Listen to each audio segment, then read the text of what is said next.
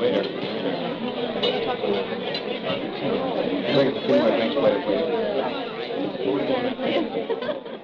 A special rebroadcast for the American Armed Forces and their allies. You're invited to drop in where the elite meet to eat. Duffy's Tavern.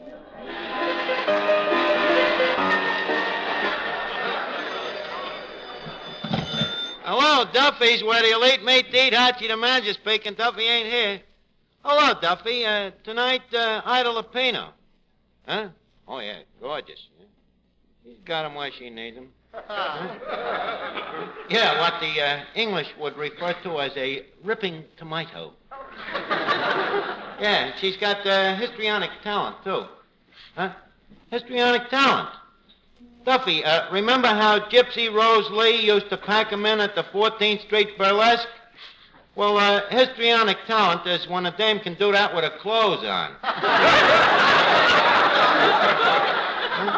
Well, Lupino, she's been an actress ever since she was a little trike. Huh? Yeah, her family has been in the acting racket for over 500 years. Huh? Even before Eddie Cantor. What am I doing? I'm dramatizing my book, Duffy's First Reader, for the movies. Huh? Well, I want to get it done in a hurry, Duffy, before the book becomes a classic. Huh? A classic. You know, that stuff in little print with no pictures that nobody reads. Yeah, that's a classic. Well, Duffy, I'll call you back. Okay. Mr. Archer? Yeah, Eddie? You remember the fella what sent in one of them new silver pennies instead of a dime for your book? Yeah. Crook. He returned the book. He wants his penny back. Yeah, well, you know, maybe 10 cents is too much for the book. Yeah? Oh, no. The price is low enough. You think that price is low enough, huh? Yeah, it's low enough. It's just the book ain't worth it. And pray, how do you know? Did you read it? Did you read it? I wrote it. That's why I didn't read it. Fine friend you are. Can't spend a dime for one lousy book. Just wait till Paramount buys it. Duffy's First Reader will be Paramount's last picture. Eddie, don't be so skeptic. Wait until you see Ida Lupino in my picture. Ida Lupino? Certainly, I'm considering her for the part. Who you gonna consider after she turns it down? Okay, forget it, Eddie. I'm a jerk. Okay, Eddie, I'm a jerk. Okay. At least we agree on something. Let me tell you that this story is bound to make a great picture. You know, it's about love. Love. I hate love. Miss Duffy, you of all people rapping Cupid. What does it mean, love? I curse the day I ever whistled at a fella. What's the matter? Did you have a fight with your boyfriend, Breckenbridge Hartzenfelder? Archie, do not mention the name Breckenbridge Hartzenfelder in the same breath with mine. That much wind I ain't got. But what did he do to you? He is a faithless two-timer. Oh, other girls, huh? Sunday, another girl. Monday, another girl. Tuesday, another girl. Thursday, another girl. What happened Wednesday? I had a date. Miss Duffy, you give a guy sauce for the goose, he's gonna go out and take a gander. But he kissed those ganders goodnight. Well, didn't you kiss your date goodnight? Purely for patriotic reasons. He was a sailor. You mean you wouldn't have kissed him if he was a civilian? Only if he was a citizen of the United States. Or if he had his first papers. Now, let me alone, Miss Duffy, please. Hello, What's the matter, Finnegan?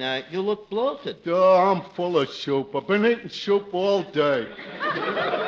Soup? Why? I'm collecting empty tin cans for the salvage drive. Finnegan, couldn't you think of any other way of doing it? I tried another way, Arch, but the tuna fish was just as bad.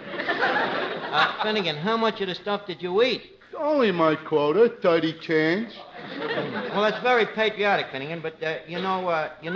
Government really needs these tin cans. As I understand it,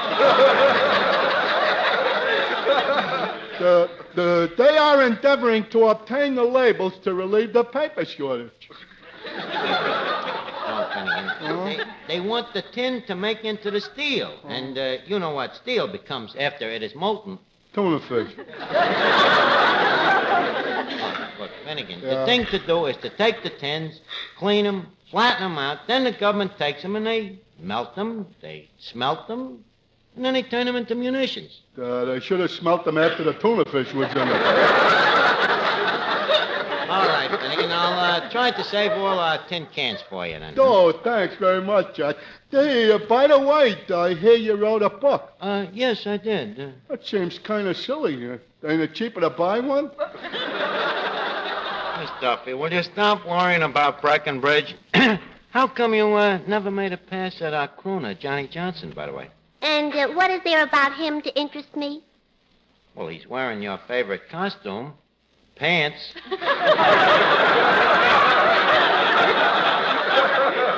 Yeah, and he ain't bad looking. Yeah, and he ain't married. Just your type. Mr. Johnston. Yes? A man with your looks, why is it you stay single? Well, Miss Duffy, why do you stay single? That is aside to the point.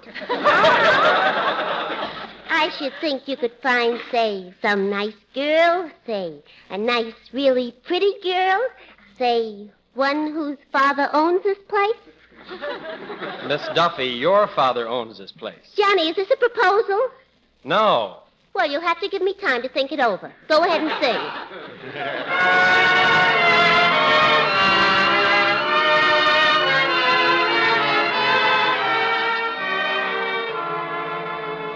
I heard you cried last night, and I know why. I heard you cried last night, and so did I. Why did you make us part? I'm so alone. Why did you take my heart? You didn't want it for your own. And if you hadn't cared to make amends, I might have never dared. We'd be just friends. So calm your fears, dry your tears, kiss the boy you adore.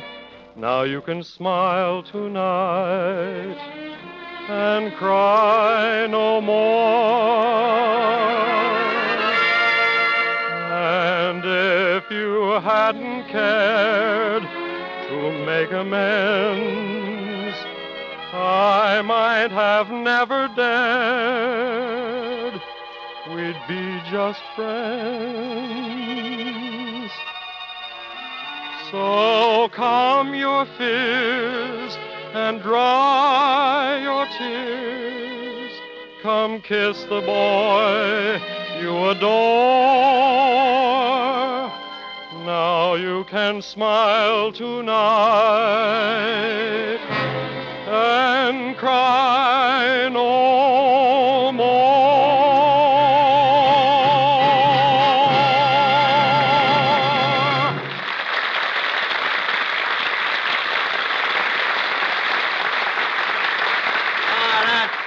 That was great, Johnson. Really great. Yeah, Mr. Johnson, that was beautiful. By the way, do you happen to know a song called Oh, Promise Me?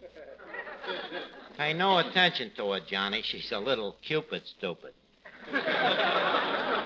Hey, wait a minute. Ain't that Ida Lupino coming in? Yeah.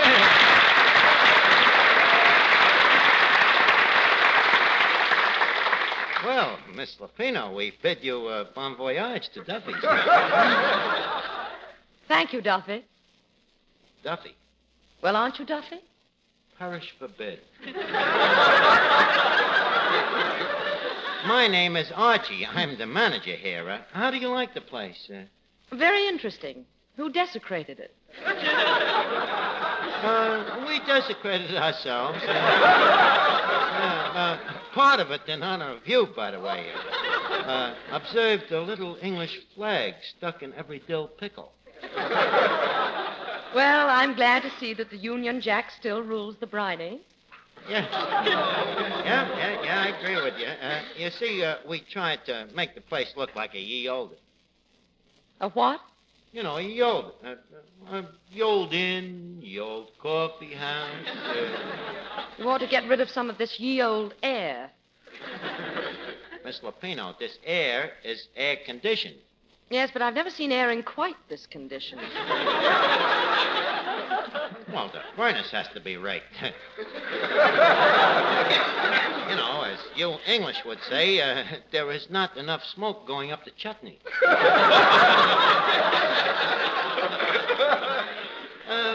By the nuts,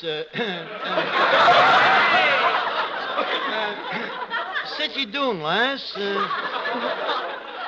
Would you care for a tuppence of tea?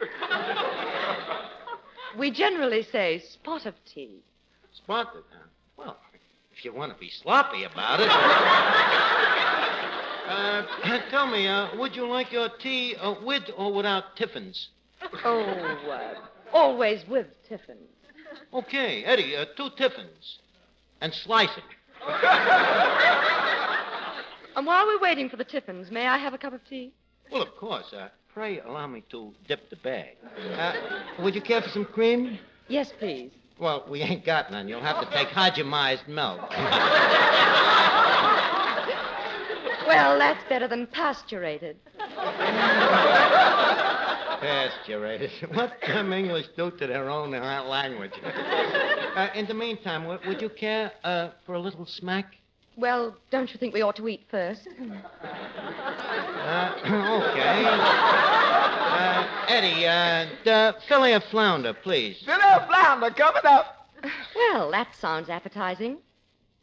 Oh, What's the matter? this fillet looks rather unusual. You see, Eddie, I told you. When you fillet a fish, that's the part you throw away.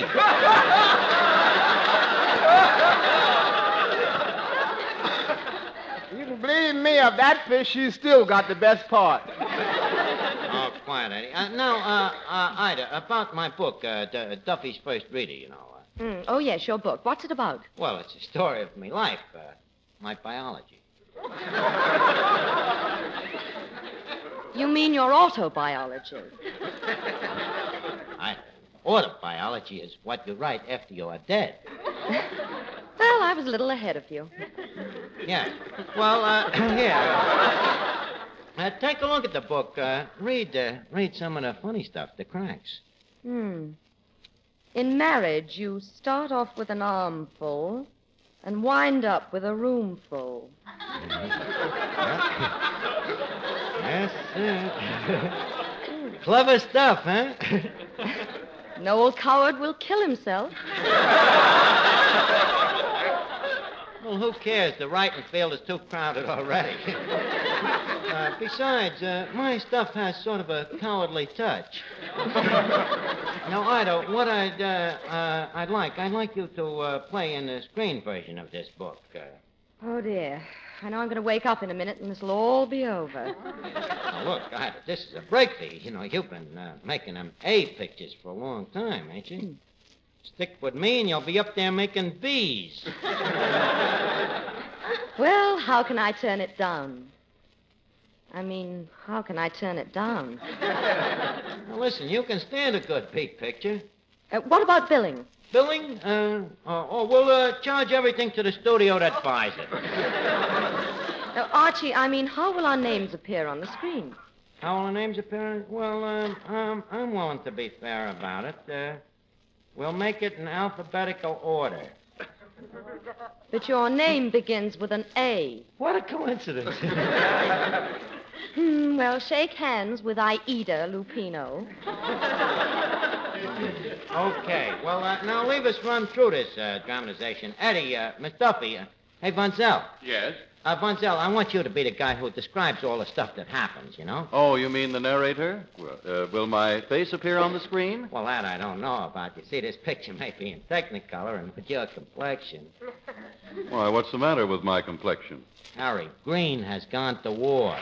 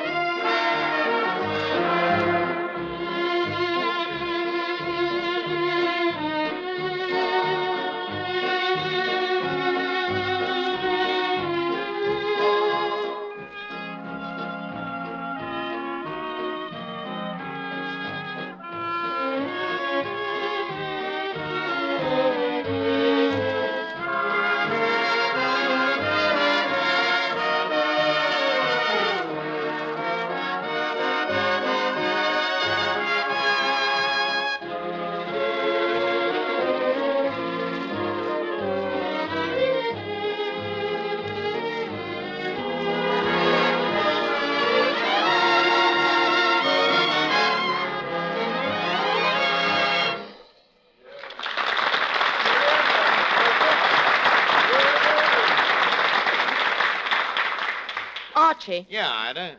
do you think this atrocity will make a picture? Look, they made a love story out of the life of Henry VIII. In his whole life, he only had 6 dames. With me, that's a slow Saturday night. So don't worry about it. Now, everybody set with their parts? Right. Okay, Weston, ready with the orchestra? Right. Okay, quiet on location. Action, camera, roll the sets. Take it, narrator. We take great pleasure in presenting a preview of that great screen story, This is the Archie. A story adapted from the book, Duffy's First Reader.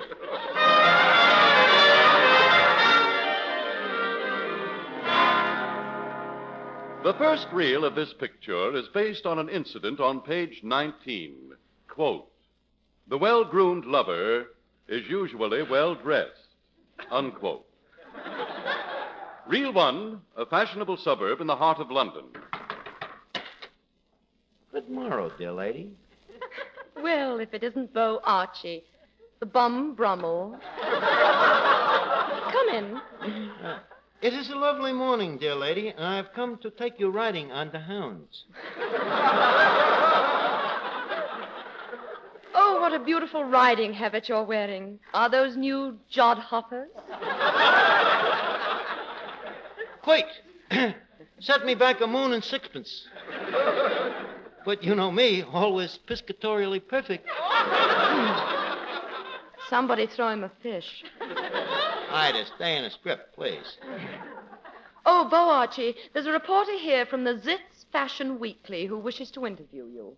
Oh, where is the reporter? Here I am, could you give me a statement on Haberdashery? That's right, haberdashery. Yes. Well, haberdashery should always blend. A loud tie should always be worn with a loud shirt. Quiet tie, quiet shirt. Soft tie, soft shirt. No tie, waistcoat.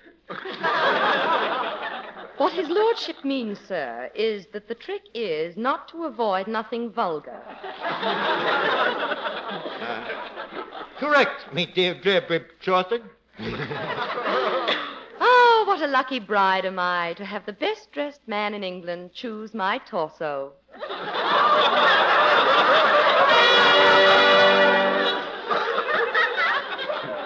Our author knew the value of clothes to the lover, but not only clothes. Again, page 19, quote, if you are going to be a successful lover, you got to spend dough. Remember the Chinese saying, $1 is worth 1,000 words. Reel 2, a expensive cocktail lounge.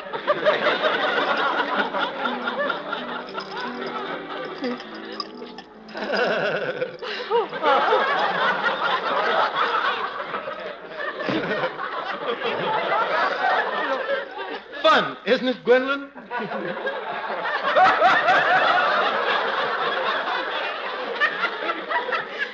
Fun.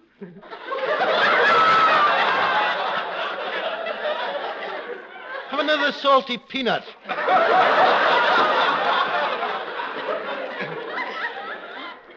Thank you. It was so sweet of you to buy me these orchids. Frightfully expensive, weren't they? Tush. What does 60 bob mean to me? Gad, what a spender. Right. Gargoyle. Yes, sir. A case of bubbly.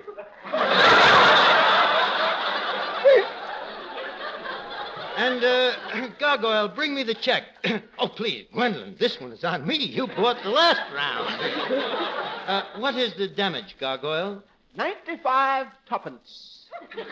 95 tuppence, eh? Here you are, 95, 96, 97. Oh, kill the buck. Thank you, playboy. Gwendolyn, tonight I'm going to kiss you good night. Archie, that's so sweet of you. But I think you've done enough for me already. And now our author turns to, quote, the choosing of a mate, unquote. The man of perspicacity will be as patriculous of choosing his mate as he will his underwear. Reel 3, the home of a very wealthy English chateau. He is sitting alone with his daughter. Oh, Mater. Yes, my darling daughter. I'm so lonely. So lonely. Okay, I'll go away.